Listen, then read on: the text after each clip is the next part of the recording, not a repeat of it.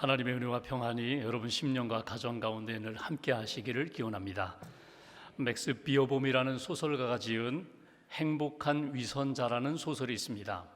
주인공 이름이 로드 헬입니다.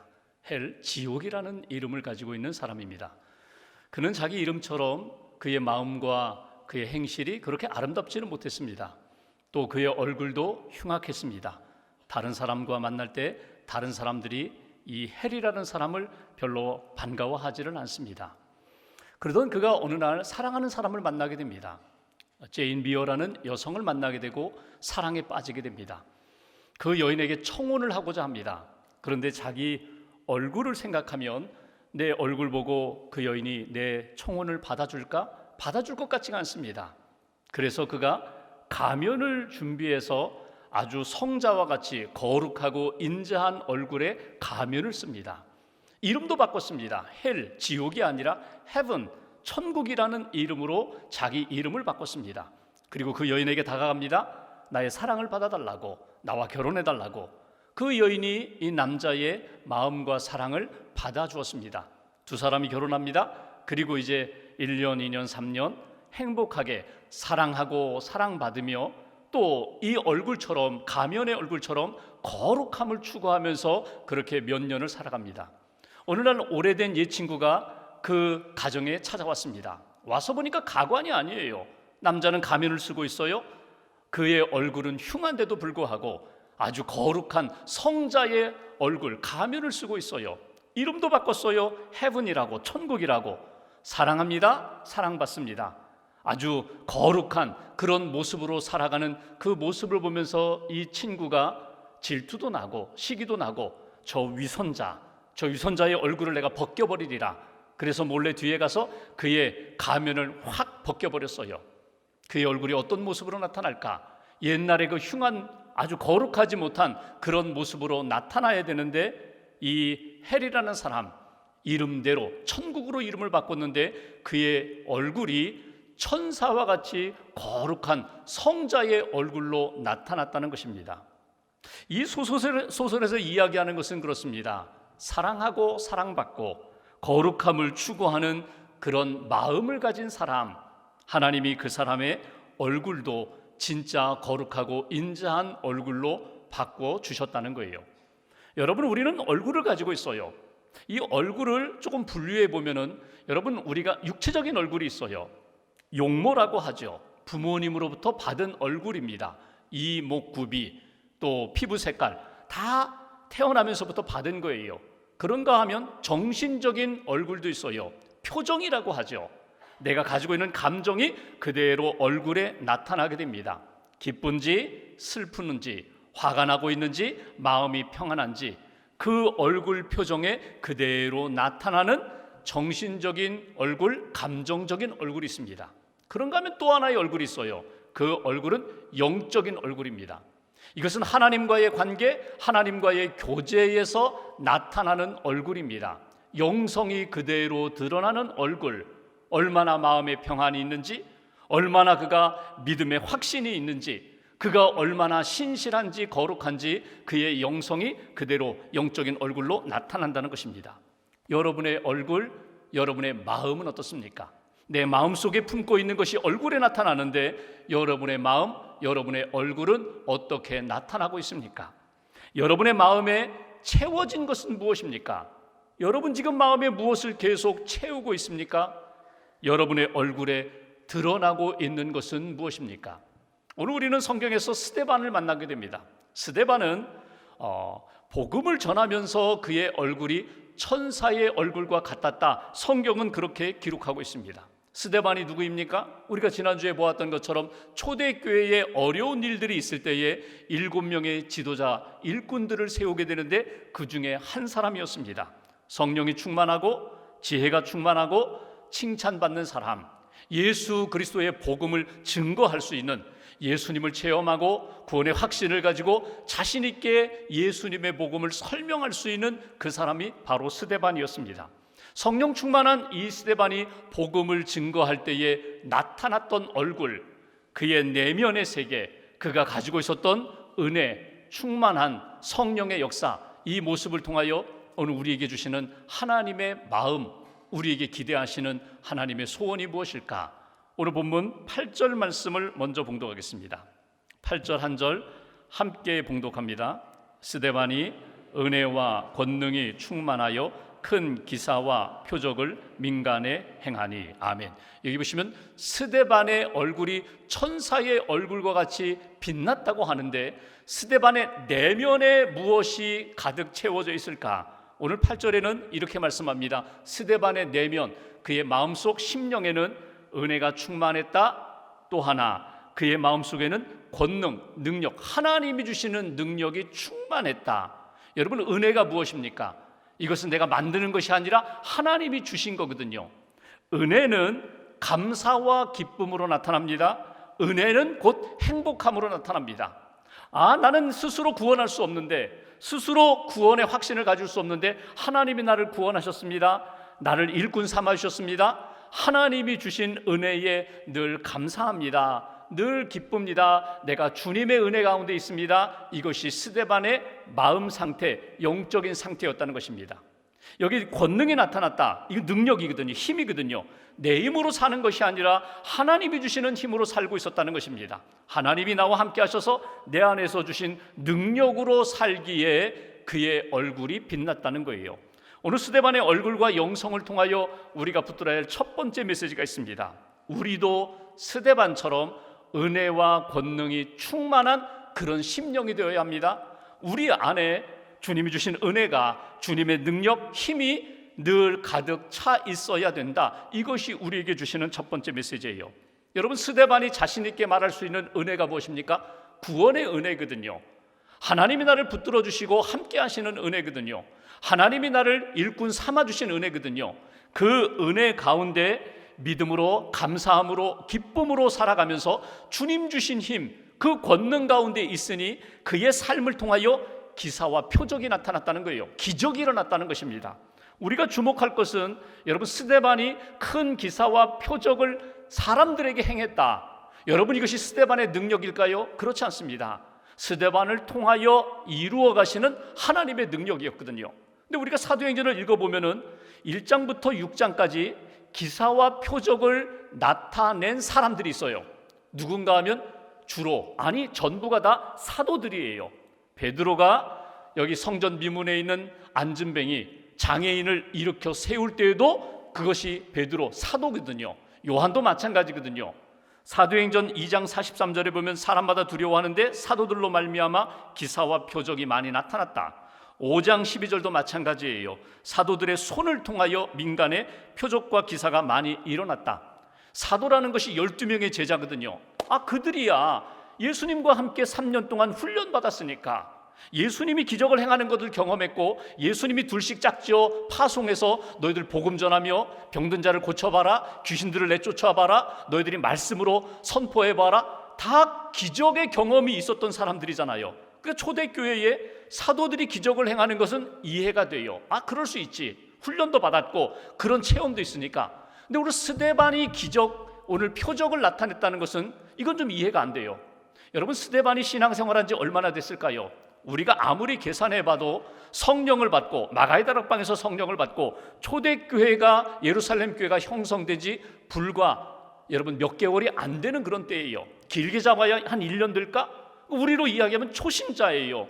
초신자, 아직 믿음이 연약함에도 불구하고 하나님이 함께 하시고 은혜와 능력이 충만할 때 그런 기적이 스데반과 같은 믿음의 인생을 통하여 나타나게 되었다는 것입니다.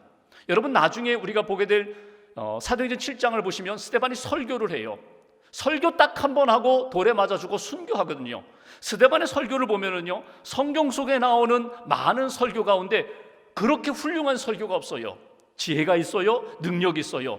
이렇게 부족한 처음 신앙생활을 한 스데반을 통해서도 이런 기적과 능력이 나타났다. 이것이 오늘 우리에게 주시는 의미가 무엇일까요? 내가 아직 부족하고, 내가 아직 훈련도 많이 받지 못하고, 내가 아직도 신앙이 연약하다 할지라도 내 안에 은혜가 있고 예수 그리스도의 능력에 대한 믿음, 그 권능이 가득할 때 나를 통하여 하나님이 지금도 놀라운 기사와 표적을 나타내신다. 하나님 살아계시고 하나님이 우리와 함께 하시고 하나님이 뜻을 이루어 가시는 것을 나를 통하여 이루어 가신다. 그것이 오늘 스데반의 모습을 통하여 우리가 배워야 할, 붙들어야 할 신앙적 메시지입니다. 참된 신앙은 내가 얼마나 교회를 오래 다녔느냐, 내가 얼마나 훈련을 많이 받았느냐, 물론 그것도 중요하지만 그거보다 더 중요한 것은요, 내가 얼마나 은혜에 집중했느냐, 내가 얼마나 예수에 집중했느냐, 내가 얼마나 하나님의 능력을 전적으로 의지하며 살고 있느냐, 거기에 따라서 분명히 달라진다는 거예요. 내 영혼이, 내 심령이 예수에 집중하고 은혜에 집중하고, 나는 구원받은 그 하나님의 은혜에 늘 감사하고 그 은혜에 감격하며 살아갈 때에, 그리고 내 힘으로 아니라 내게 능력 주시는 그분의 능력 안에 내가 붙들림 바 되어서 내게 맡겨주신 일들을 겸손히 잘 감당할 때에 하나님의 놀라운 역사가, 그리고 내 얼굴이 스데반의 얼굴과 같이 빛나는 얼굴로 나타나게 된다. 여러분, 하나님이 내게 주신 은혜 놓치지 마세요. 내 내면 속에 하나님이 주신 은혜와 감사와 기쁨, 그리고 주의 능력으로 내 심령을 채울 때 나를 통하여 내가 감당할 수 없는 문제까지도 만들어주시고 일으켜주시고 세워주시고 극복해 하시는 하나님의 능력을 체험하는 저와 여러분들의 삶이 되시기를 주님의 이름으로 기원합니다. 두 번째 9절 말씀 보실까요? 제가 봉독합니다. 이른바 자유민들, 자유민이라는 게 뭘까요? 자유인이에요. 그 이야기는 얼마 전까지만 해도 노예였던 사람들이에요. 로마의 노예로 살던 사람이 이제 자유를 얻었다는 거예요. 그 자유인들이 어디서부터 왔는가 하면 구레네인 북아프리카입니다. 알렉산드리아인 애굽입니다. 애굽으로부터 왔다는 겁니다. 길리기아, 여러분 사도 바울의 고향이 길리기아 다소잖아요. 이방 땅입니다. 아시아, 지금 투르키의 터키 땅에서 온 여기 사람들이 회당에서 어떤 자들이 일어나 스데반과 더불어 논쟁했다. 여러분, 지난주에 말씀을 나눈 것처럼 유대인 혈통을 가지고 있으면서 유대 땅에 살고 있는 사람이 있었는가 하면 유대 땅을 벗어나서 살았던 사람들이 있어요. 어떤 경우에는 이민 간 사람들도 있었고, 어떤 사람들은 노예로 끌려간 사람도 있었고, 그렇게 살다가 때가 되어서 자유인이 되어서 다시금 예루살렘에 와서 어디에 모여 있다고요? 회당에 모였다는 거예요. 여러분, 회당이라는 곳은 예루살렘 성전은 딱 한 군데이지만 회당은요, 당시 예루살렘의 회당만도 300개, 400개 정도 됐거든요. 그러니까 마을마다 회당이 있는 거예요. 사랑방처럼 모여서 성경 말씀 묵상하고 기도하고 권면하고 교제하는. 근데 이들은요, 다 같은 공감대가 있어요. 다 노예 출신이거든요. 이방 문화권 속에서 살던 사람들이거든요. 그들이 예루살렘에 와서 하나님 앞에 경건하게 살고자 하는데 회당에 모여 있는 가운데 누가 등장했다고요? 스데반이 등장했다는 거예요. 스데반이 그들 가운데, 회당에 있는 그들 가운데 나타나가지고 서로 논쟁했다는 거예요. 여러분 보십시오. 이 유대인들이 가장 소중히 여기는 것이 성전과 율법입니다.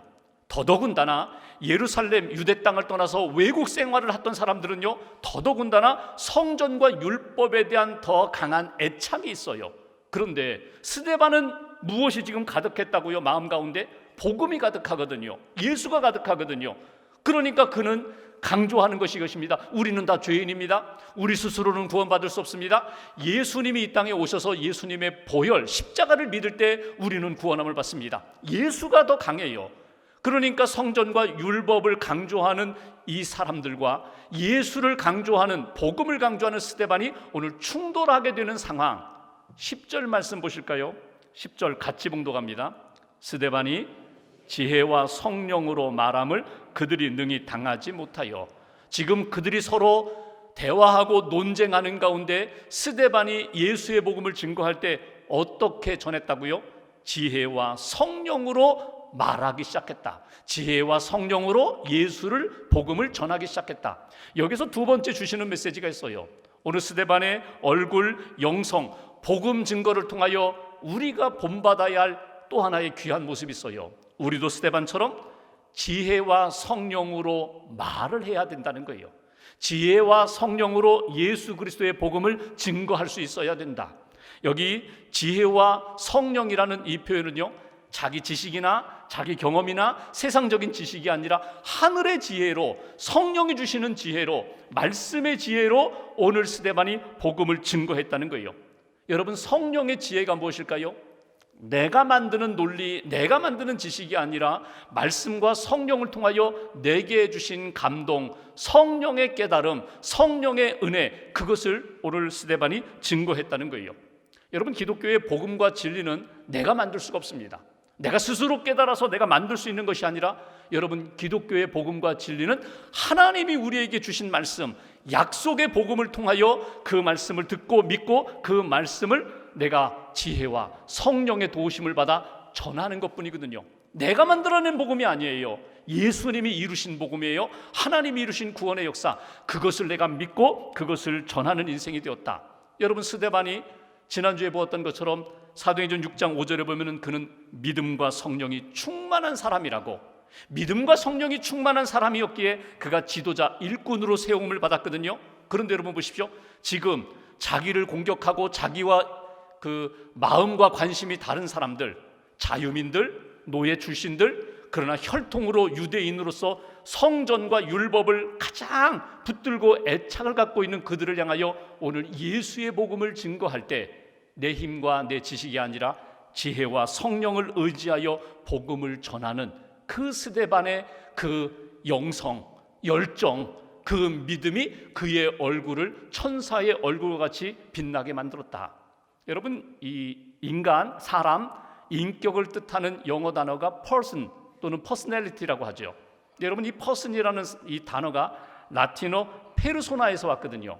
페르소나, 요즘 페르소나라는 말을 많이 하죠. 여기저기서 많이 사용하는데, 이 라틴어 페르소나는 사실 두 단어가 합해진 말이거든요. 페르라는 말은 관통한다는 말이고요, 소나레라는 말은요, 소리라는 말입니다. 그러니까 사람, 인격이 제대로 형성되려면 소리가 내 안에 들어와서 그 소리가 나를 관통하면서 내 삶에 그 소리가 나타나야 돼요. 이게 인격이거든요. 신앙적으로 풀어볼까요? 하나님의 말씀이 내 안에 들어와서, 복음이 내 안에 들어와서 나를 관통해서 그 복음, 하나님의 소리가 내 삶을 통하여 나타날 때에 그 사람이 하나님의 사람이 되고 구원받은 사람이 되거든요. 내가 만드는 소리가 아니에요. 성령을 통하여 하나님이 내게 주신 그 음성, 성령을 통하여 하나님이 주신 그 생명의 복음을 내가 받고, 생명의 말씀과 복음이 나의 인격, 생각, 감정, 의지, 모든 삶을 꿰뚫어서 붙들어서 말씀의 사람으로 나를 이끌어갈 때 그 사람이 그리스도인의 인격이 되는 거거든요. 여러분, 말씀을 잃어버리면 껍데기가 되는 거예요. 내가 스스로 좋은 소리를 만들지만 그것이 내 영혼을 살릴 수가 없거든요. 하나님의 말씀을 듣고 그 말씀을 의지하여 지혜와 성령의 소리를 오늘 냈던 스데반처럼, 오늘 하나님 앞에서 우리가 하나님의 말씀을 듣고 그 말씀에 사로잡히고 하나님의 음성, 성령님이 주시는 지혜를 따라 말을 할 때에 하나님이 기뻐하시는 놀라운 역사가 나타나게 된다. 말씀이 언제나 내 삶을, 내 인격을, 내 생각과 감정을 꿰뚫고 나갈 수 있는 그런 인생이 되어야 한다. 여러분, 우리가 마음에 있는 상태나 내가 받은 지식을 가지고 내가 이렇게 말을 하잖아요.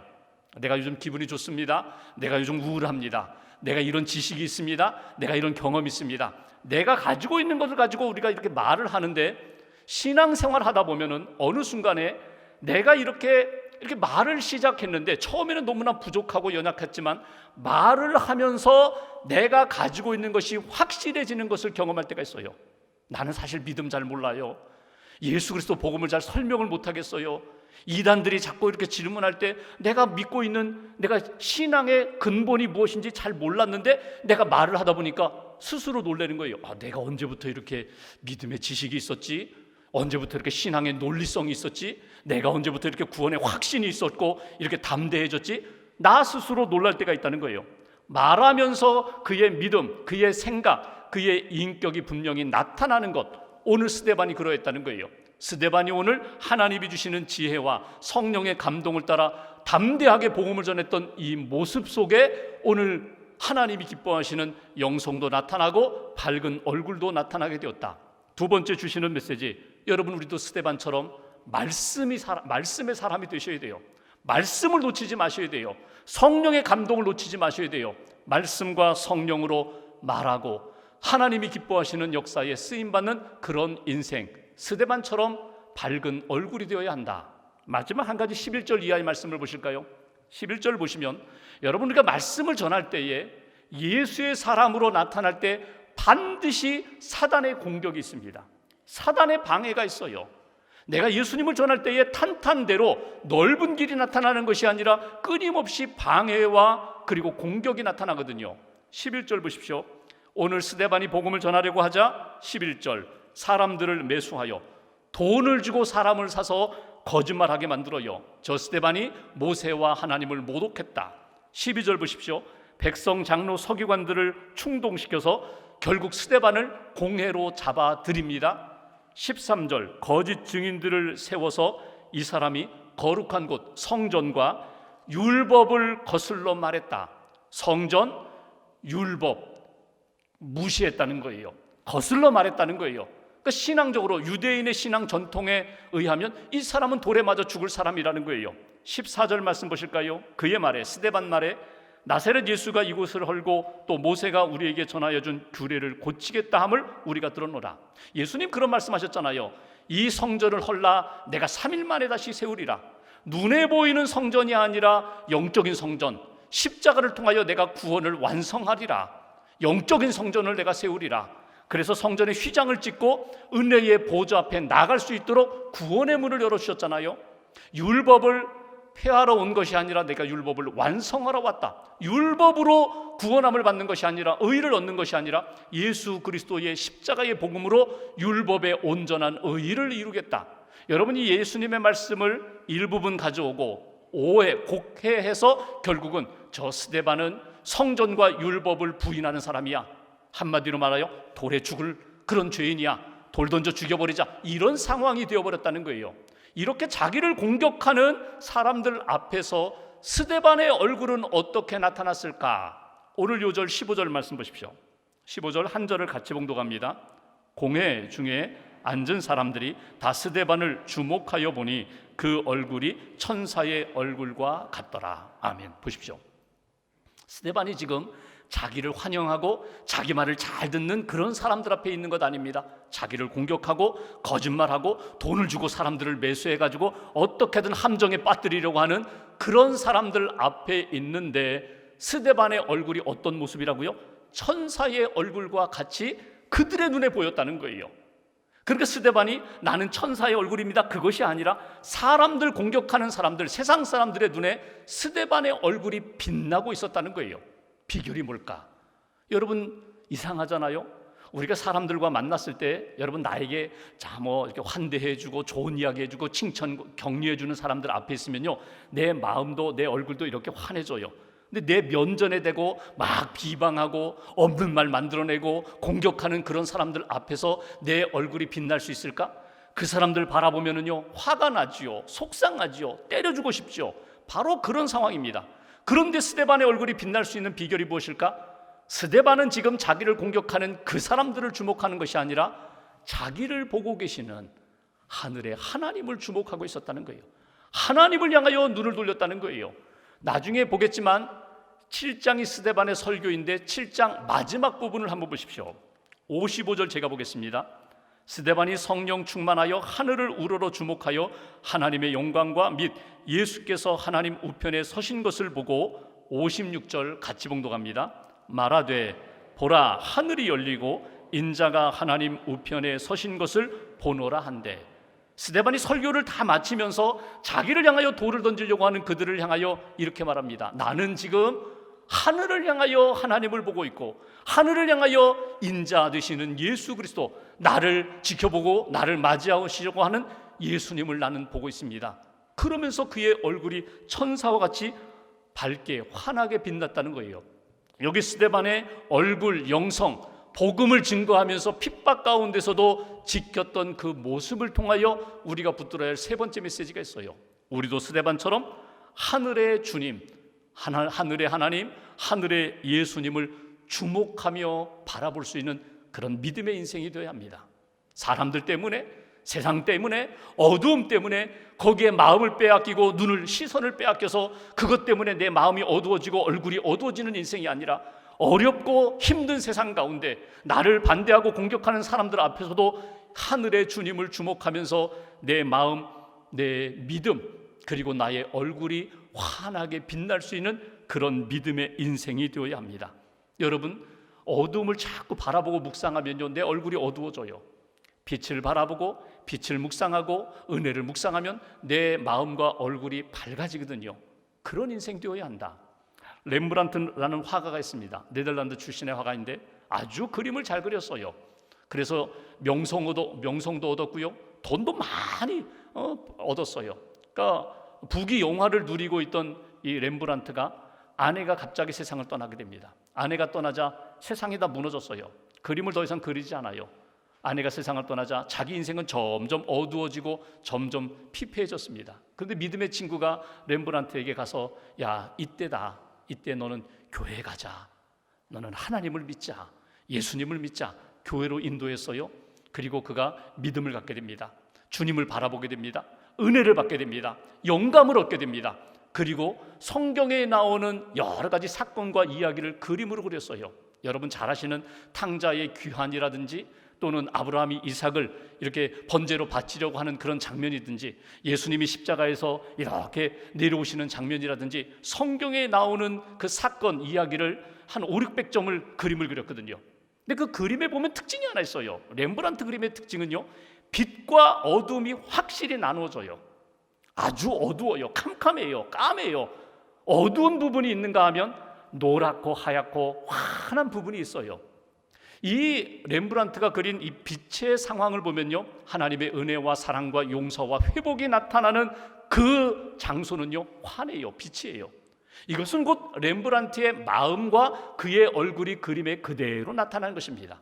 세상 가운데, 어두움 가운데 거기에만 집중하고 주목하면은 결국 우리의 심령도 우리의 얼굴도 어두울 수밖에 없어요.